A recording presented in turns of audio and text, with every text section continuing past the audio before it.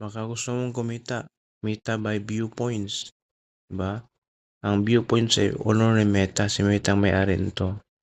Andiyan yun, simple lang, mag-tasking ka lang and bigay mo yung data mo sa viewpoints mo na account. Then simple lang. Tulad ko, naka 4,000 points na ako. Equivalent yan ng $12. Marami pa mga ano dito. Yan, marami pa. Mga task niya. Kapag na-reach mo yan, pwede mo na yung mag-claim. Yan, paano mag-claim? Lang, tulad dito. $12. So, meron kayo, i-click mo lang yung say rewards. Then, maraming payment method doon, pero PayPal lang ang pinaka-best. Okay? Yung link nasa comment section, nandun sa kabila. Okay?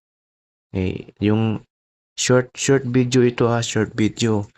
Pumunta ka doon sa video talaga. Wag sa short kasi wala ka makitang link dyan.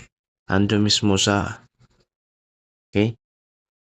Pwede rin naman, tingnan mo yung code ko doon sa short, then ilagay mo, mag-install ka ng viewpoints, ilagay mo doon, okay? Let's go.